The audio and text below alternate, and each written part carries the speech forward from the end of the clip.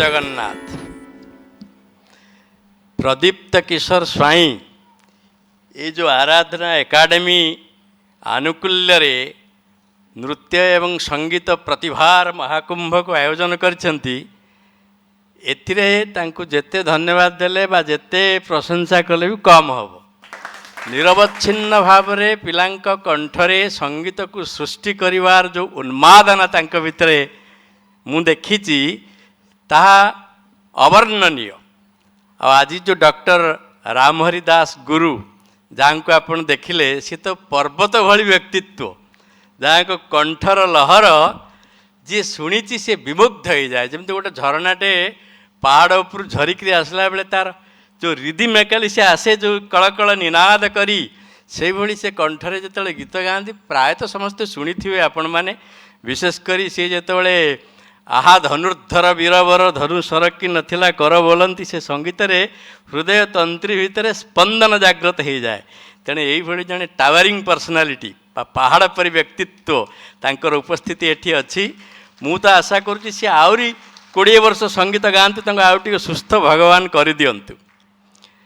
जो अभिभावक माने तांको पिलांकु नृत्य एवं संगीत रे भाग नवापी एवं संगीत रे निजको विकसित करने निजर उत्साह प्रकाश करछंती एवं सेमानकु पठेइछंती। मु भी तांकु धन्यवाद दउची। एठी संगीत प्रेमी माने अछंती सेमानकु स्वागत एवं धन्यवाद। जो कुनी कुनी पिला माने परिवेषण कले आगु को जो माने करिवे ता भीतर जो मादकता परिलक्षित हैला ताकु भी भाषा रे कहि हबनी।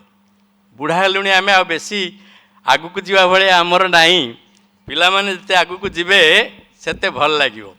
ये प्रदीप्त बाबूंकर एठी मते डाकिला बेले मोर गोटे कथा मने पड़ला। आम तो संगीतज्ञ नुह किंतु मने पड़ला गोटे सुंदर कथा।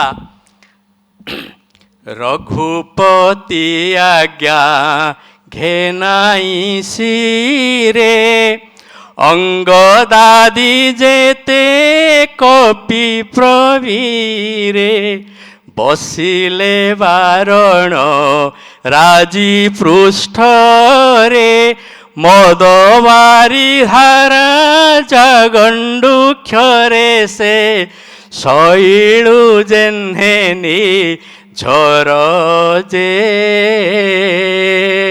परिचित गिरी आरोहण सुख लभिले तहिवा नर जे।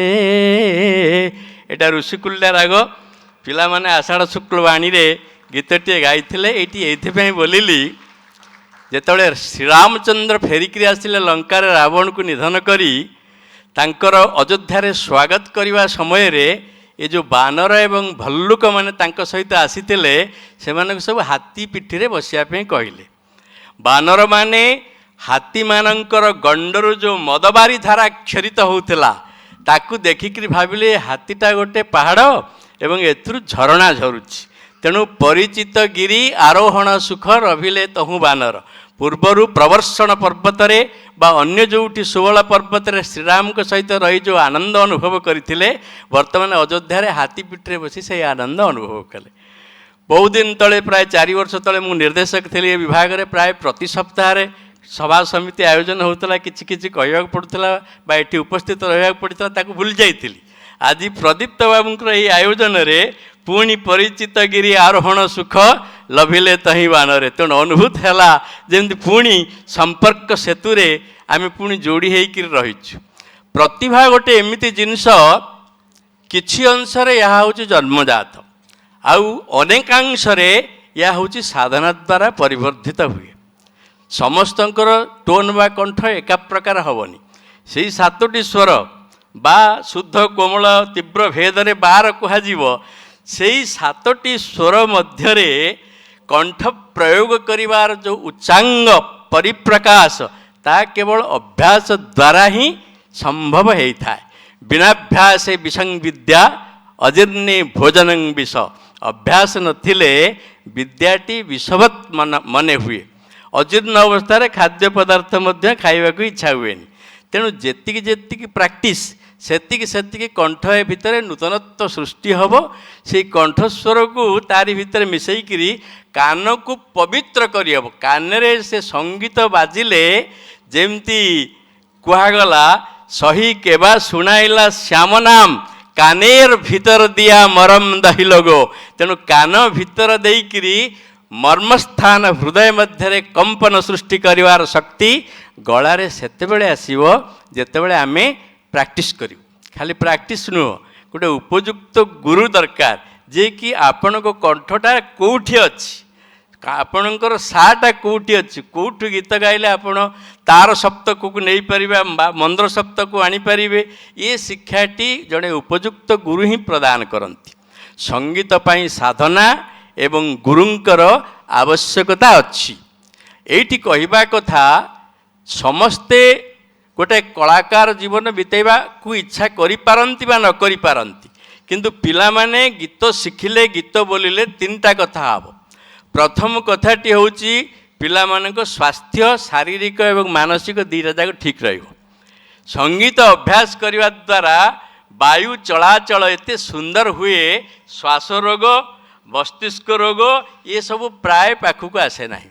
ତେଣୁ ନିରୋଗ କରିବା ପାଇଁ, ନିରୋଗ ରହିବା ପାଇଁ ଉତ୍ତମ ଖାଦ୍ୟ, ବ୍ୟାୟାମ ଇତ୍ୟାଦିର ଆବଶ୍ୟକତା ଯେଭଳି ଅଛି, ସେମିତି ସଙ୍ଗୀତର ମଧ୍ୟ ଯାଦୁକରୀ ଶକ୍ତି ଦ୍ୱାରା ମନୁଷ୍ୟ ସ୍ୱାସ୍ଥ୍ୟରେ ଉନ୍ନତି ହୁଏ। ଦ୍ୱିତୀୟ କଥାଟି ହେଲା, ବୟସ୍କ ଲୋକମାନଙ୍କର ବର୍ତ୍ତମାନ ନିସଙ୍ଗତା ଜାଗ୍ରତ ହେଇଛି। ବୁଢ଼ାବୁଢ଼ୀ ଯେଉଁମାନେ ହେଇଗଲେଣି, ପୁଅ ଝିଅ ଆମେରିକାରେ, କିଏ ଚାଇନାରେ, କିଏ ଜାପାନରେ, ତେଣୁ 70 ବର୍ଷ 75 ବର୍ଷର ବୁଢ଼ାବୁଢ଼ୀ ହତାଶା ଭିତରେ ଗତି କରୁଛନ୍ତି। ଯଦି ନାତି ନାତୁଣୀ ପାଖକୁ କେବେ ଆସିକିରି ଗୀତ ପଦେ ତାଙ୍କ କାନରେ ପକାଇ ଦିଅନ୍ତେ, ତାହେଲେ ଆଉ ଥରେ ତାଙ୍କ ଭିତରେ ପୁନର୍ଯୌବନ ସୃଷ୍ଟି ହେଇଯାଆନ୍ତା। ବାଜି ଉଠୁବାରେ ମରଣ ବିଜୟୀ ବଂଶୀ ସେ ବୁକୁ ତଳେ, ଧୂର୍ଜଟି ଜଟା ଛୁଟୁ କମ୍ ପାଇ ଯୌବନ କୁତୁହଳେ, ଉଠ କଙ୍କାଳ ଜାଗ ଦୁର୍ବଳ ଛିଡ଼ୁ ଶୃଙ୍ଖଳ ଆଜି, ଉଠୁ ଗତ ଗୌରବ ହୃତ ଗୌରବ ମୃତ ଗୌରବ ରାଜି। ତେଣୁ ମରଣ ବିଜୟୀ ବଂଶୀ ଇଏ ହେଉଛି ସଙ୍ଗୀତ। ଓଡ଼ିଶା ମାଟିରେ ତ ସଙ୍ଗୀତ ଏଠିକାର ଯେଉଁଠି ଆପଣ ଟେକାଟେ ପକାଇଦେବେ ସେଠି ସଙ୍ଗୀତ। ଯେ ଦେଶର ପୁଅ କଥାରେ କଥା କିଏ ଦେଲାରେ ନେଲାରେ ମଥା, ଅମ୍ବର ଚୁମି କଣ୍ଠେ ଗାଇଲା ସଙ୍ଗୀତର କତତା। ତେଣୁ ଓଡ଼ିଆ ଜାତିର ପ୍ରାଣରେ ସଙ୍ଗୀତ ରହିଛି। ତେଣୁ ଏ ପିଲାମାନେ ଗୁରୁଜନମାନଙ୍କର ସେବା ବି କରିପାରିବେ। ଆଗେ କରୁଥିଲେ, ଶାଶୁ ଘରେ ବୋହୂଟି ଆସିଲେ ସେ କ'ଣ ବୋଲୁଥିଲା, କୋଇଲି, ଗୋପୀଭାଷା, ଲକ୍ଷ୍ମୀପୁରାଣ ଏସବୁ ବୋଲିକିରି ଆନନ୍ଦ ପ୍ରଦାନ କରୁଥିଲା ପରିବାରକୁ। ସେ ସିଚୁଏସନ୍ ବର୍ତ୍ତମାନ ନାହିଁ। କିନ୍ତୁ ଏଇ ନାତି ନାତୁଣୀମାନେ ଯଦି ଆମର ବୟସ୍କ ଅଜା ଆଈ ବା ଜେଜେବାପା ଜେଜେମା ୟାଙ୍କ ପାଖରେ ବସିକିରି ପଦେ ପଦେ ଗୀତ ବୋଲିଦେବେ, ସେମାନଙ୍କର ଅନେକ ଦୁଃଖ ପଳେଇବ। ଏଇ ଗୋଟେ ସମାଜ ସେବା ନୁହେଁ? ତେଣୁ ସଙ୍ଗୀତ ଦ୍ୱାରା ସ୍ୱାସ୍ଥ୍ୟ ରକ୍ଷା, ସମାଜ ସେବା, ଏବଂ ଯେଉଁମାନଙ୍କର ସାଙ୍ଗସାଥି ପଦେ ଗୀତ ବୋଲିଲେ, ଯିଏ ଟିକେ ଭଲ ଗୀତ ଗାଉଛି, ଗୋଟେ ଆସର ମଧ୍ୟରେ ତାକୁ କହିବେ ଟିକେ ଗୀତ ବୋଲିଲୁ, ସେ ଗୀତ ଟିକେ ବୋଲିଲେ ତାକୁ କେତେ ଲୋକ ଖୁସି ହେବେ, କରତାଳି ଦେବେ, ତାକୁ ଆଉ ଟିକେ ଆଦର କରିବେ। ବନ୍ଧୁତ୍ୱରେ ଅନାବିଳ ଭାବଟି ପଳେଇ ଆସିବ ସଙ୍ଗୀତ ମାଧ୍ୟମରେ। ତେଣୁ in a group you play a very very praiseworthy role if you can sing properly. ତେଣୁ ଜଣେ ଗୀତ ଗାଉଥିବା ଲୋକ ସେ ସୁନ୍ଦର ଭାବରେ ଗୀତଟିଏ ବୋଲିଲେ ବନ୍ଧୁଗଣରେ ଆଦର ପାଏ। ଆଉ ଯଦି କ୍ୟାରିୟର କରିବାକୁ ଚାହାନ୍ତି, ତାହେଲେ ଖୁବ୍ ଉଚ୍ଚାଙ୍ଗ ଭାବରେ ସଙ୍ଗୀତକୁ ଶିକ୍ଷା କରିବାକୁ ପଡ଼ିବ। ଆଜିକାଲି ଫୋରମ୍ ବହୁତ ସୁନ୍ଦର ସଙ୍ଗୀତ ଗାନ କରିକିରି ଧନାର୍ଜନ କରିହେବ, ଜୀବିକାର୍ଜନ କରିହେବ, ସୁନାମ ପ୍ରାପ୍ତି ମଧ୍ୟ ହେଇପାରିବ। ତେଣୁ ସଙ୍ଗୀତ ଏତେ ସାଧାରଣ କଥା ନୁହେଁ, ଇଏ ଗୋଟେ ଦୁର୍ମୂଲ୍ୟ ବସ୍ତୁ। ଯଦି ୟା ପ୍ରତି ଆପଣ ମୂଲ୍ୟ ପ୍ରଦାନ କରିବେ, ତାହେଲେ ହୀରାର ଚମକ ପରି ୟା ଭିତରୁ ଚମକ ବାହାରିବ। ସୋ ମୋ ସନ କହି ଜାତନ କୈସେ, ଶାକ ବନିକ ମନି ଗୁଣଗାନ ଜୈସେ। ଯେମିତି ଗୋଟେ ମଣିଟାକୁ ନେଇକରି ଗୋଟେ ଶାଗ ବିକାଳିକି ଦେଲେ, ସେ କହିବା ପଥରଟା ନେଇ ମୁଁ କ'ଣ କରିବି, ବିଡ଼ାଟେ ଶାଗ ନେ, ପଥରଟା ଦେଇଦେ। କିନ୍ତୁ ଯଦି ଗୋଟେ ଜହୁରୀ ଦେଖିବ, ସେ ତାକୁ କୋଟିଏ ଟଙ୍କା ପ୍ରଦାନ କରିବ। ଠିକ୍ ସେଇଭଳି ଏସବୁ କାବ୍ୟ, କବିତା, ଛାନ୍ଦ, ଚୌପଦୀ ଏ ସମସ୍ତ ଜିନିଷ ଚିହ୍ନରା ଗ୍ରାହକମାନଙ୍କ ଦ୍ୱାରା ଆଦୃତ ହେଲେ ଆହୁରି ସୁନ୍ଦର ଦିଶେ। ସେଥିପାଇଁ ଆପଣ ଦେଖିଥିବେ, ଶ୍ରୀରାଧା ବାତୁଳି ପ୍ରେମ ରସାତୁଳି ଘେନ ଚିହ୍ନରା ଗ୍ରାହକମାନେ। ତେଣୁ ଗ୍ରାହକମାନଙ୍କର ଉପସ୍ଥିତି ଥିଲେ ସଙ୍ଗୀତର ମର୍ଯ୍ୟାଦା ବଢ଼େ। ଆଉ ସଙ୍ଗୀତର ମର୍ଯ୍ୟାଦା ଯେତିକି ବଢ଼ିବ, ସେ ଜାତି ମଧ୍ୟରେ ସେତିକି ଜାତି ପ୍ରେମ ସୃଷ୍ଟି ହେବ। ସଙ୍ଗୀତ ନୈସର୍ଗିକ, ଏହା ପ୍ରକୃତିରେ ଆସିଛି। ଆମର डॉक्टर रामहरि दास महोदय निश्चित भाव में जानिथिबे ये जो स्वर ये आसीची कोठू जो रामचंद्र पचारे सी बग तांकू कहला कहला मु जानिची संगीत सब कोठू आसीची मु तो सबुदिन शुणुची बोलिबे तू बिना शुणिलु काहू बाजई शपथ स्वर रे सेहू वर्षाभू धैवत मयूर षड्ज वनप्रिय रे पंचम सहज बाजुछि मोकर्णे विधि रे एहीपरि आउ माने तेणु संगीत आवृत होइछि प्रकृति आ मनीष होछि प्रकृतिर संतान तेणु प्रकृतिर जयगान करवा जदि आमे संगीत माध्यम न करवा से प्रकृति कुपित हो प्रकृति कुपित हेले खरा दिने बहुत गरम हम शीत दिने ठंडा हम ना वर्षा केतबेले अनावृष्टि केतबेले प्रबल वृष्टि कहीं ना भाइब्रेशन संगीतर जो तरंग ये तरंग आकाश रे गोटे सृष्टि करे कंपन मल्हार राग गायिकी आगुरी मेघ वर्षा करदे